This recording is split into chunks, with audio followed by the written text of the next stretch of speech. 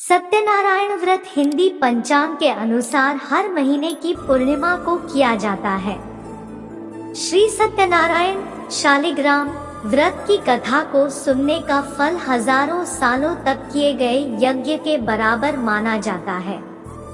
किसी भी शुभ कार्य या मनोकामना पूरी करने हेतु विधि विधान से सत्यनारायण भगवान की पूजा और कथा करवाई जाती है। शास्त्रों के मुताबिक ऐसा माना गया है कि इस कथा को सुनने वाला व्यक्ति व्रत रखता है तो उसे के जीवन के दुखों को श्री हरि विष्णु खुद ही हर लेते हैं।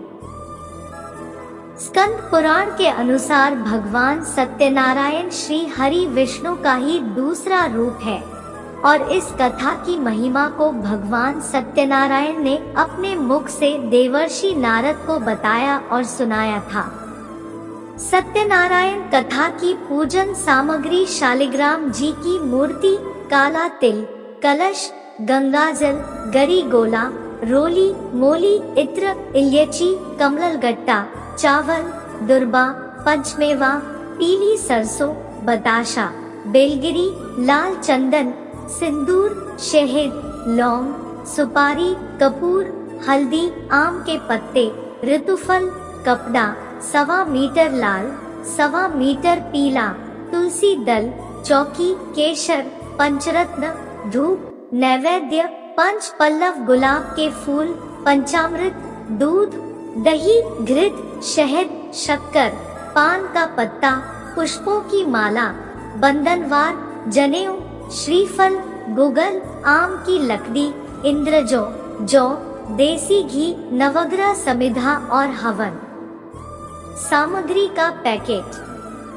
ऐसे करे सत्यनारायण भगवान की पूजा पूर्णिमा के दिन शाम के समय स्नानादि से निवृत्त होकर पूजा स्थान में आसन पर बैठ जाए।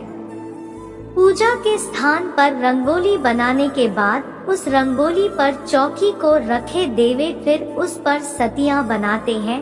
उस सतिये पर केले के पत्ता रख सुंदर सिंहासन पर भगवान का चित्र अथवा शालिग्राम जी की और गणेश जी की मूर्ति विराजमान करने के बाद कलश रख सबसे पहले कलश की पूजा कर फिर श्री गणेश, गौरी, वरुण, विष्णु आदि सब देवताओं का ध्यान करके पूजन करे और संकल्प ले कि मैं सत्यनारायण भगवान का पूजन तथा कथा और श्रवण सदैव करूंगी। फिर पुष्प हाथ में लेकर सत्यनारायण भगवान का ध्यान करें। यज्ञोपवीत, पुष्प, धूप, नैवेद्य आदि से युक्त होकर स्तुति करे हे भगवान, मैंने श्रद्धा पूर्वक फल, जल आदि सब सामग्री आपको अर्पण की है, अब आप इसे स्वीकार कीजिए।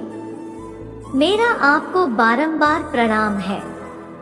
इसके बाद सत्यनारायण जी की कथा पढ़िए। सुनने के बाद भोग लगाए, आरती करके प्रसाद बांटे, और बड़ों का आशीर्वाद ले। इस पूजा और कथा सुनने में आप किसी विद्वान पंडित की मदद भी ले सकते हो। कुछ लोग सत्यनारायण व्रत के दिन पास के मंदिर में दोपहर में होने वाली कथा आरती में शामिल होकर चरणामृत तथा प्रसाद बांट प्रसाद को घर लाकर भोजन करने से पहले लेकर भोजन कर लेते हैं। श्री सत्यनारायण व्रत कथा के 5 अध्याय हैं, जिनका श्रवण करने से मनुष्य के सभी कष्ट मिट जाते हैं। श्री गणेशाय नमः। श्रीमन नारायण नारायण नारायण, भज मन नारायण नारायण नारायण, भज मन नारायण नारायण नारायण। श्री सत्यनारायण भगवान की जय। श्री सत्यनारायण भगवान व्रत कथा पहला अध्याय सुनते हैं। एक समय की बात है, नैमिषारण्य तीर्थ में शौनकारी 88,000 ऋषियों ने श्री सूत जी से पूछा है, प्रभु इस कलयुग में वेद विद्या रहित मनुष्यों को प्रभु भक्ति किस प्रकार मिल सकती है तथा उनका उद्धार कैसे होगा। हे मुनि श्रेष्ठ, कोई सा तप बताइए जिससे थोड़े समय में ही पुण्य मिले और मनवांछित फल भी मिल जाए।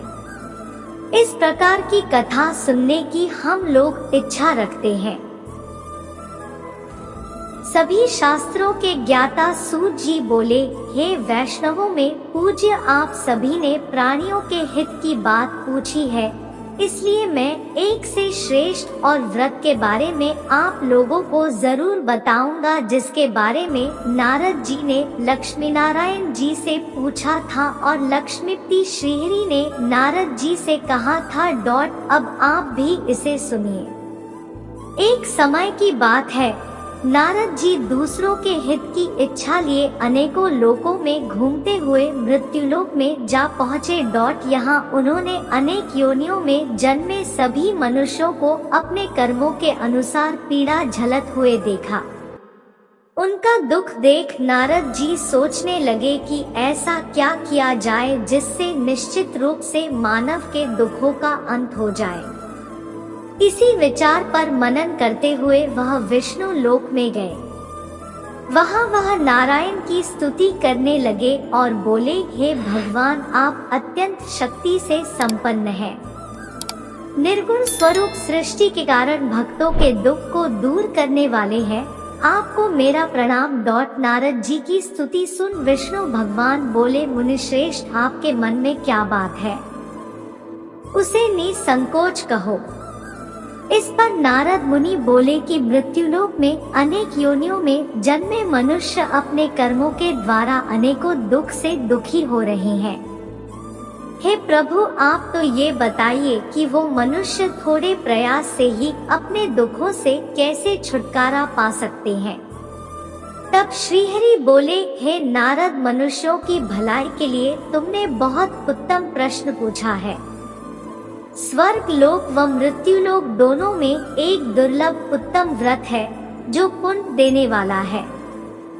आज प्रेमवश होकर मैं उसे तुमसे कहता हूँ। श्री सत्यनारायण भगवान का व्रत अच्छी तरह विधान पूर्वक करके मनुष्य तुरंत ही यहाँ सुख भोग कर मरने पर मोक्ष पाता है। श्रीहरि के वचन सुन नारद जी बोले कि उस व्रत का फल क्या है प्रभु, और उसका विधान क्या है? यह व्रत किसने किया था? इस व्रत को किस दिन करना चाहिए? आप सब कुछ विस्तार से बताएं। नारद की बात सुनकर फिर श्रीहरि बोले, दुख व शोक को दूर करने वाला यह सभी स्थानों पर विजय दिलाने वाला है। मानव को भक्ति व श्रद्धा के साथ शाम को श्री सत्यनारायण की पूजा धर्म परायण होकर ब्राह्मणों व बंधुओं के साथ करने, साथ ही यथाशक्ति अनुसार भक्ति भाव से भगवान का भोग लगाए, आरती गाए और ब्राह्मणों सहित बंधु बांधवों को भी भोजन कराए। उसके बाद स्वयं भोजन करें। कीर्तन भजन के साथ भगवान की भक्ति में लीन हो जाए। इस तरह से सत्यनारायण भगवान का यह व्रत करने पर मनुष्य की सारी इच्छाएं निश्चित रूप से पूरी होती है। इस कली काल अर्थात कलयुग में मृत्युलोक में मोक्ष का यही एक सरल उपाय बताया गया है। श्रीमन नारायण नारायण नारायण, भज मन नारायण नारायण नारायण, भज मन नारायण नारायण नारायण। श्री सत्यनारायण भगवान की जय। सत्यनारायण व्रत कथा का प्रथम अध्याय संपूर्ण। श्री सत्यनारायण भगवान व्रत कथा दूसरा अध्याय सुनते हैं। सूत जी बोले, हे ऋषियों, जिसने पहले समय में इस व्रत को किया था उसका इतिहास कहता हूँ। ध्यान से सुनो। सुंदर काशीपुरी नगरी में एक अत्यंत निर्धन ब्राह्मण रहता था। भूख प्यास से परेशान वह धरती पर घूमता रहता था। ब्राह्मणों से प्रेम करने वाले भगवान ने एक दिन ब्राह्मण का वेश धारण कर उसके पास जाकर पूछा, हे विप्र, नित्य दुखी होकर तुम पृथ्वी पर क्यों घूमते हो? दीन ब्राह्मण बोला, मैं निर्धन ब्राह्मण हूँ, भिक्षा के लिए धरती पर घूमता हूँ। यदि आप इसका कोई उपाय जानते हो तो बताइए।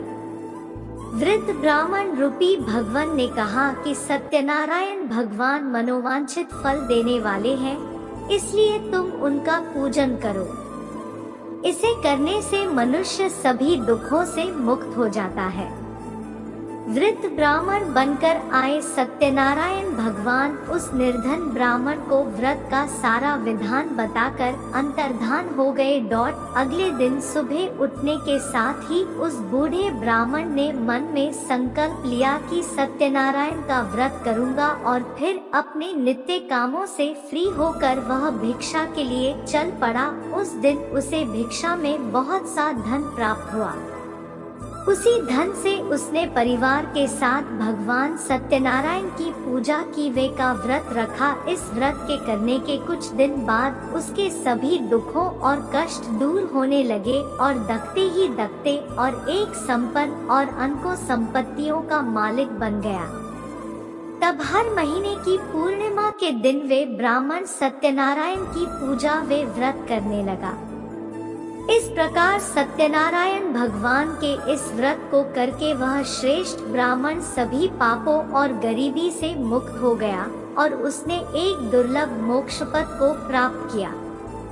इस तरह से सत्यनारायण भगवान के व्रत को जो मनुष्य करेगा वह सभी प्रकार के पापों से छूटकर मोक्ष को प्राप्त होगा।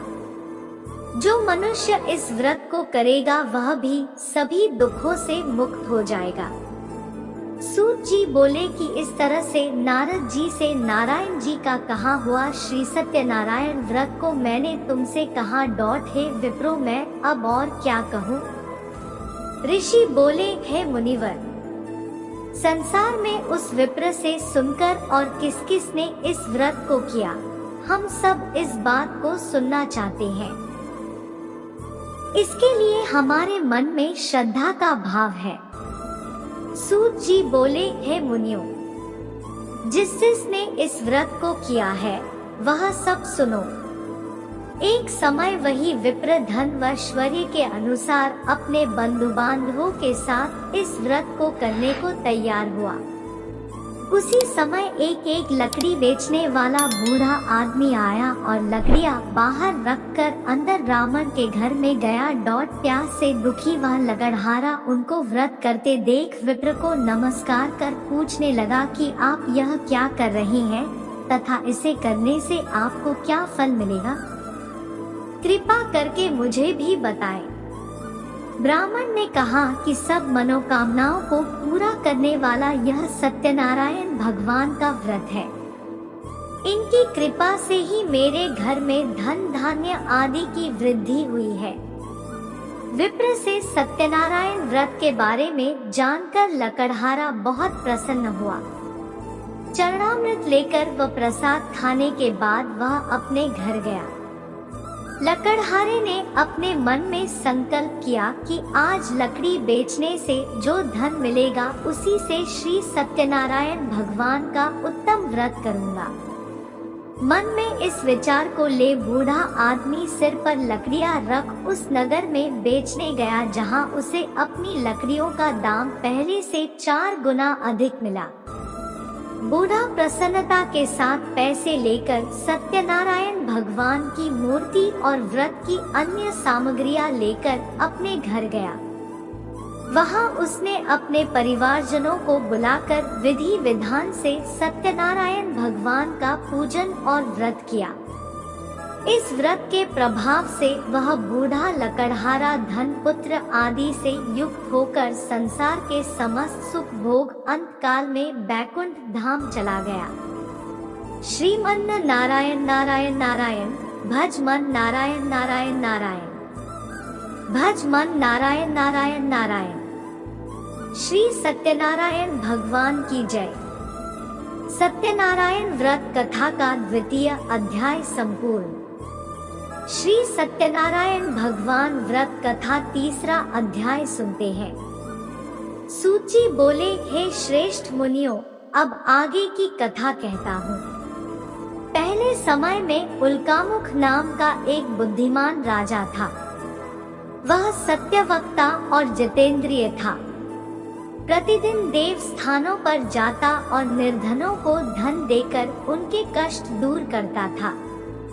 उसकी पत्नी कमल के समान मुख वाली तथा सती साध्वी थी। भद्रशिला नदी के तट पर उन दोनों ने श्री सत्यनारायण भगवान का व्रत किया। उसी समय साधु नाम का एक वैश्य आया। उसके पास व्यापार करने के लिए बहुत सा धन भी था। राजा को व्रत करते देखकर वह विनय के साथ पूछने लगा, हे राजन, भक्ति भाव से पूर्ण होकर आप यह क्या कर रहे हैं? मैं सुनने की इच्छा रखता हूँ, तो आप कृपा करके मुझे बताएं। राजा बोला, मैं अपने बंधु बांधवों के साथ पुत्रादि की प्राप्ति के लिए श्री सत्यनारायण भगवान का व्रत व पूजन कर रहा हूँ। राजा के वचन सुन साधु आदर से बोला, हे राजन, मुझे इस व्रत का सारा विधान कहिए।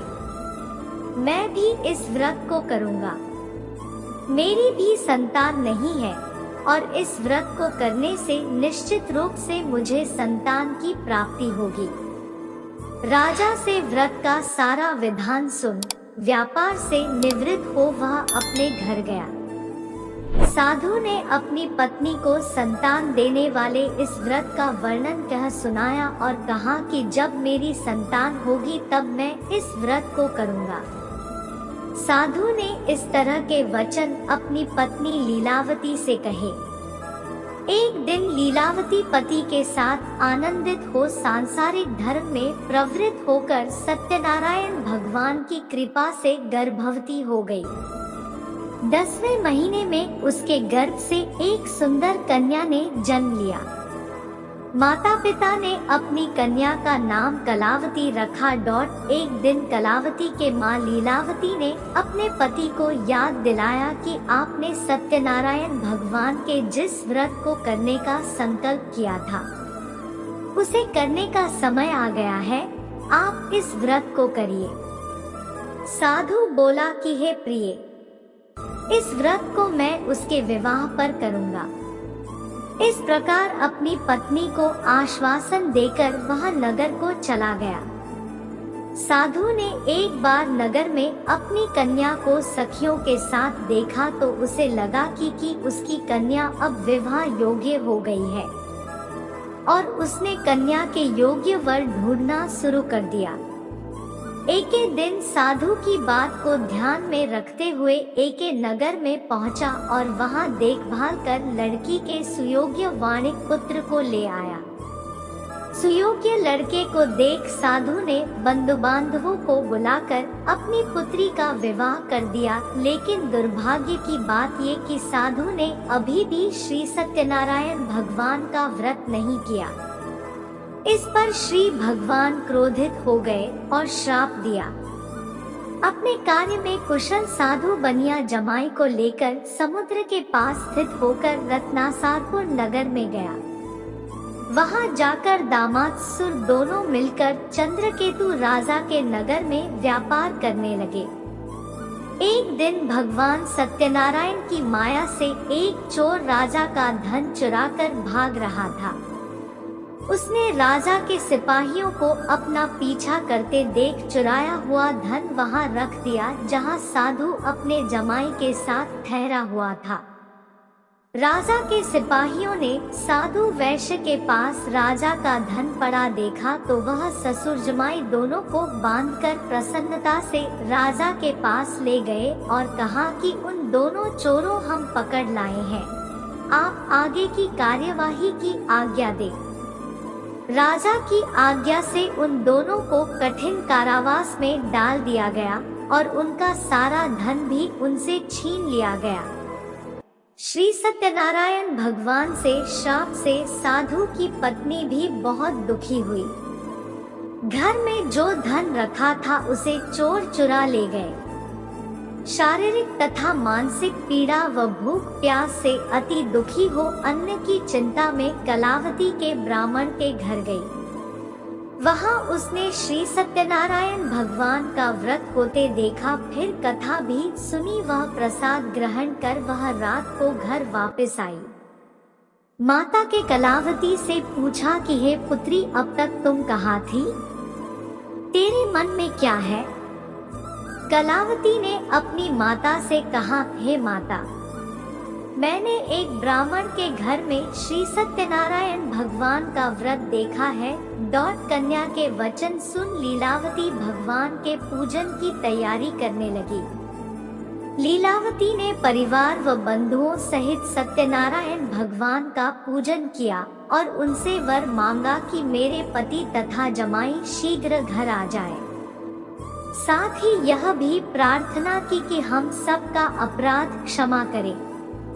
श्री सत्यनारायण भगवान इस व्रत से संतुष्ट हो गए और राजा चंद्रकेतु को सपने में दर्शन दे कहा कि हे राजन, तुम उन दोनों वैश्यों को छोड़ दो और तुमने उनका जो धन लिया है उसे वापस कर दो। अगर सा नहीं किया तो मैं तुम्हारा धन, राज्य व संतान सभी को नष्ट कर दूंगा। राजा को यह सब कहकर वह अंतर्धान हो गए। प्रातः काल सभा में राजा ने अपना सपना सुनाया, फिर बोले कि उन दोनों को कैद से मुक्त कर सभा में लाओ। दोनों ने आते ही राजा को प्रणाम किया। राजा बोला, महानुभावों, भाग्यवश ऐसा कठिन दुख तुम्हें प्राप्त हुआ है, लेकिन अब तुम्हें कोई भय नहीं है। ऐसा कह राजा ने उन दोनों को नए वस्त्राभूषण भी पहनाए और जितना धन उनका लिया था उससे दुगुना धन वापस कर दिया। दोनों वैश्य अपने घर को चल दिए। श्रीमन नारायण नारायण नारायण, भज मन नारायण नारायण नारायण, भज मन नारायण नारायण नारायण। श्री सत्यनारायण भगवान की जय। श्री सत्यनारायण भगवान व्रत कथा का तृतीय अध्याय संपूर्ण। श्री सत्यनारायण भगवान व्रत कथा चतुर्थ अध्याय सुनते हैं। सूची बोले, वैश्य ने मंगलाचार कर अपनी यात्रा आरंभ की और अपने नगर की ओर चल दिए। उनके थोड़ी दूर जाने पर एक दंडी वेशधारी श्री सत्यनारायण ने उनसे पूछा, हे साधु, तेरी नाव में क्या है? अभिवाणी वणिक हंसता हुआ बोला, हे दंडी, आप क्यों पूछते हो?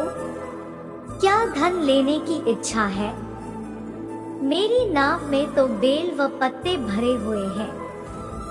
वैश्य के कठोर वचन सुन भगवान बोले, तुम्हारा वचन सत्य हो। दंडी ऐसे वचन कह वहां से दूर चले गए। कुछ दूर जाकर समुद्र के किनारे बैठ गए। दंडी के जाने के बाद साधु वैश्य ने नित्य क्रिया के पश्चात नाव को ऊंची उठते देखकर अचंभा माना और नाव में बेलपत्ते आदि देख वह मूर्छित हो जमीन पर गिर पड़ा। वापस होश आने पर वह अत्यंत शोक में डूब गया। तब उसका दामाद बोला कि आप शोक न मनाएं, यह दंडी का शाप है, इसलिए हमें उनकी शरण में जाना चाहिए, तभी हमारी मनोकामना पूरी होगी। दामाद की बात सुनकर वह दंडी के पास पहुंचा और अत्यंत भक्तिभाव नमस्कार करके बोला, मैंने आपसे जो असत्य वचन कहे थे उनके लिए मुझे क्षमा दे। ऐसा कहकर रोने लगा। तब दंडी भगवान बोले, हे वणिक पुत्र, मेरी आज्ञा से बार बार तुम्हें दुख प्राप्त हुआ है। तू मेरी पूजा से विमुख हुआ। साधु बोला, है भगवान, आपकी माया से ब्रह्मा आदि देवता भी आपके रूप को नहीं जानते, तब मैं अज्ञानी कैसे जान सकता हूँ? आप प्रसन्न होइए, अब मैं सामर्थ्य के अनुसार आपकी पूजा करूँगा। मेरी रक्षा करो। और पहले के समान नौका में धन भर दो। साधु वैश्य के भक्ति पूर्वक वचन सुनकर भगवान प्रसन्न हो गए और उसकी इच्छानुसार वरदान देकर अंतर्धान हो गए। ससुर जमाई दोनों जब नाव पर आए तो नाव धन से भरी हुई मिली। फिर वहीं अपने अन्य साथियों के साथ सत्यनारायण भगवान का पूजन कर अपने नगर को चल दिए। जब नगर के नजदीक पहुँचे तो दूत को घर पर खबर करने के लिए भेज दिया। दूत साधु की पत्नी को प्रणाम कर कहता है कि मालिक अपने दामाद सहित नगर के निकट आ गए हैं।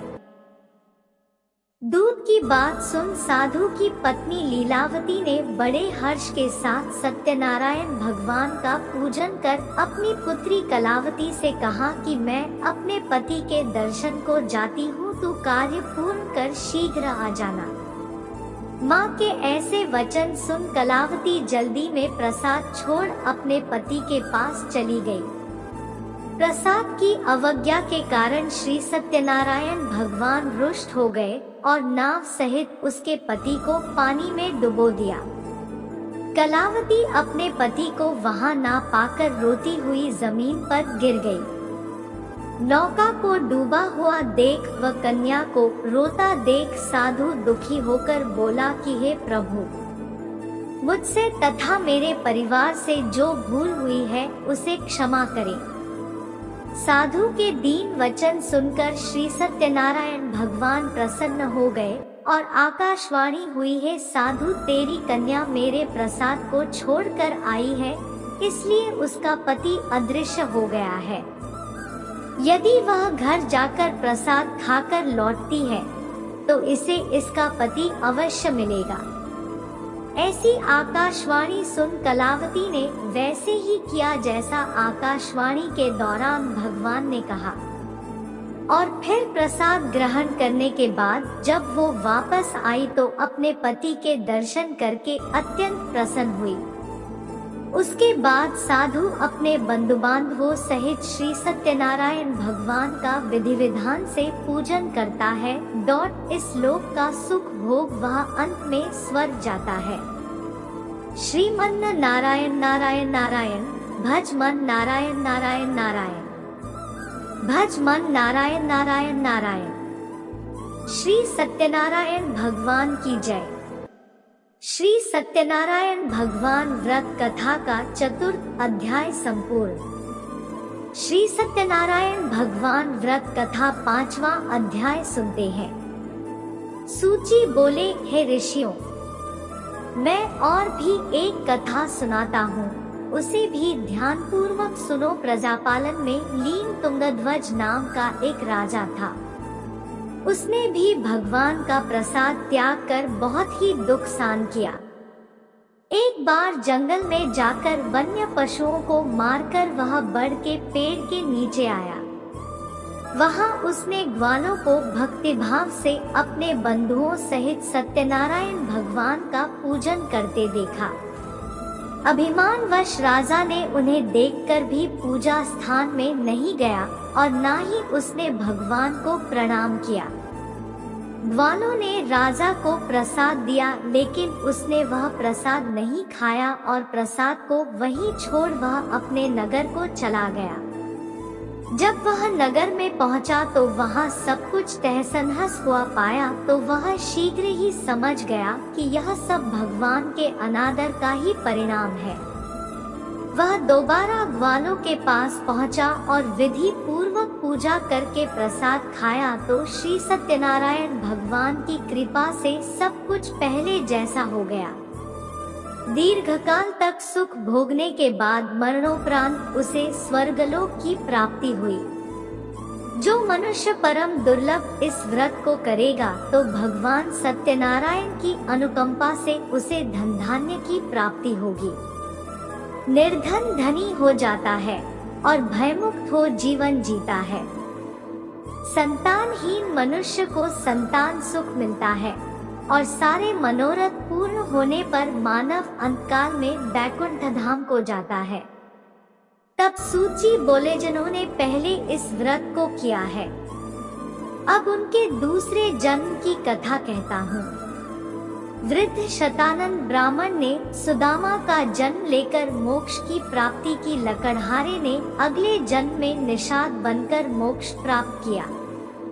उल्कामुख नाम का राजा दशरथ होकर बैकुंठ को गए। साधु नाम के वैश्य ने मोरध्वज बनकर अपने पुत्र को आरे से चीरकर मोक्ष पाया। महाराज तुंगध्वज ने स्वयंभू होकर भगवान में भक्तियुक्त हो कर्म कर मोक्ष पाया। कथा सुने के बाद सभी ने श्रीहरि का झुककर प्रणाम किया। श्रीमन नारायण नारायण नारायण, भज मन नारायण नारायण नारायण, भज मन नारायण नारायण नारायण। श्री सत्यनारायण भगवान की जय। श्री सत्यनारायण व्रत कथा का 5वां अध्याय संपूर्ण। श्रीमन नारायण नारायण नारायण, भज मन नारायण नारायण नारायण, भज मन नारायण नारायण नारायण। श्री सत्यनारायण भगवान की जय। श्री सत्यनारायण भगवान की आरती। जय लक्ष्मी रमना, जय श्री लक्ष्मी रमना। सत्यनारायण स्वामी जन पातक हरना। रत्नस्थित सिंहासन अद्भुत छवि राजे। नारद करत निराजन घंटा ध्वनि बाजे। प्रकट भय कलिकारण, द्विज को दरस दियो। बूढ़े ब्राह्मण बनकर कंचन महल कियो। दुर्बल भीर कठारो, जिन पर कृपा करी। चंद्रचूड़ एक राजा, जिनकी विपत्ति हरी। वैश्य मनोरथ पायो, श्रद्धा तज दीन्ही। सो फल फल भोग्यो प्रभु जी, फिर अस्तुति कीन्ही। भाव भक्ति के कारण छिन छिन रूप धरियो। श्रद्धा धारण कीनी, तिनको काज सरियो। ग्वालबाल संग राजा वन में भक्ति करी। मनवांछित फल दीन्हो दीन दयालु हरि। चढ़त प्रसाद सवायो कदली फल मेवा। धूप दीप तुलसी से राजी सत्य देवा। सत्यनारायण जी की आरती जो कोई नर गावे। तन मन सुख संपत्ति, मन वांछित फल पावे। दोस्तों, जानकारी अच्छी लगी हो तो वीडियो को लाइक करें।